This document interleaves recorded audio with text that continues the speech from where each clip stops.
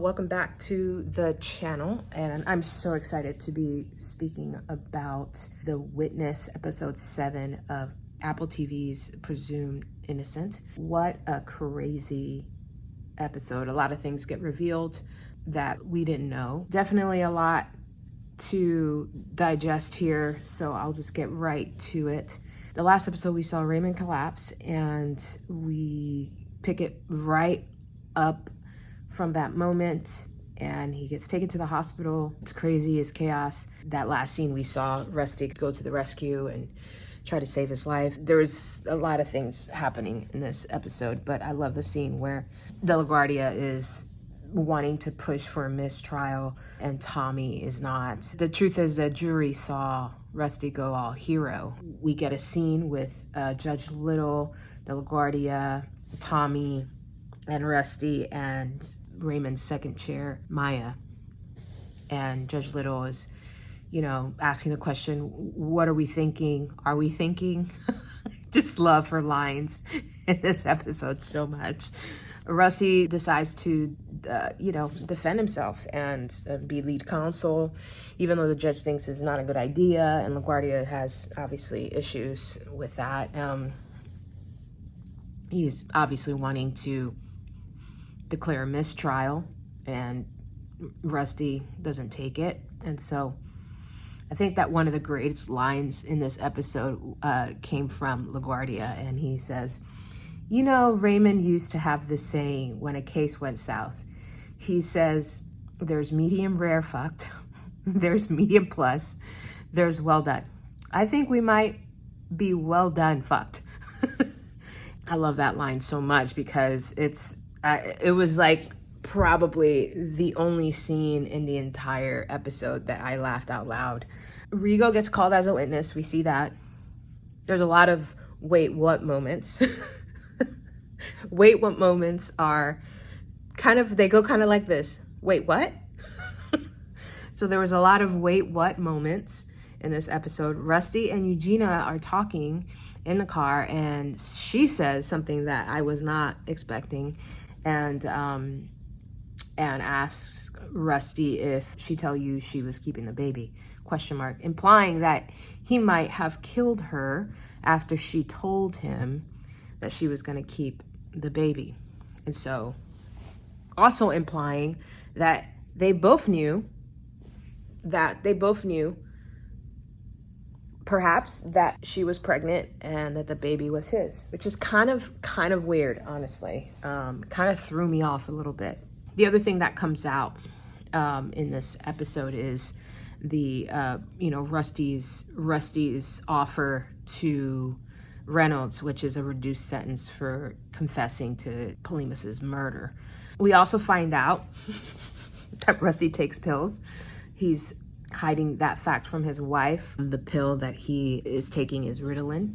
So, and he says that he needs to focus, and so he's been taking that. So, so Rusty is defending himself, and he is, questioning witnesses on the stand. And I don't know if he planned this. He probably didn't plan it, but he opened Pandora's box. One of the things that was made clear by Judge Little is that if he ever asserted his innocence, she would put him on the witness stand. And so he did. He opened Pandora's box after he was warned to not assert his innocence, and Judge Little gave him two options: a mistrial or he gets on the witness stand, and he decides to get on the witness stand. So he's being advised to take the mistrial by Maya. He doesn't take it. By this point in the episode, we are 25 minutes in to a 42-minute episode. So she's done. She walks out. So this is the situation. Now, Rusty is about to testify. He doesn't have a second chair. He's taking pills, Ritalin, to make him sharper. His kids are freaking out. His wife is freaking out. Raymond is freaking out at the hospital. Oh, that, by the way, Raymond is okay. He's better than okay, apparently. That was a scare, but has better health after that incident.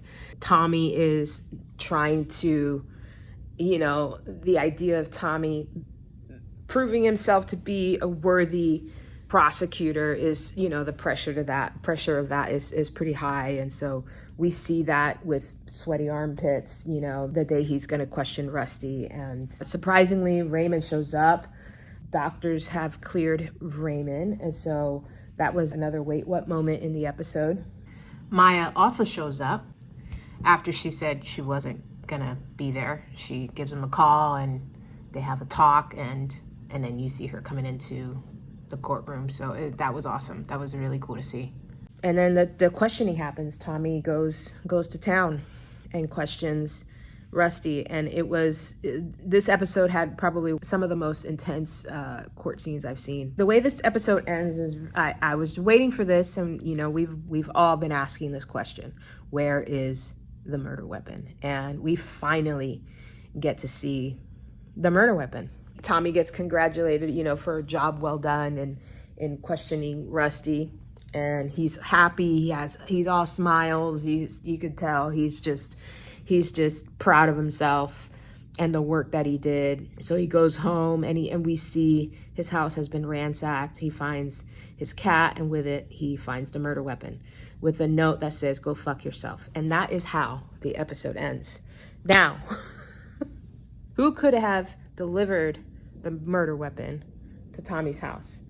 And why the note, "Go fuck yourself"? I don't know. This is actually one of the best crime drama thrillers I've watched.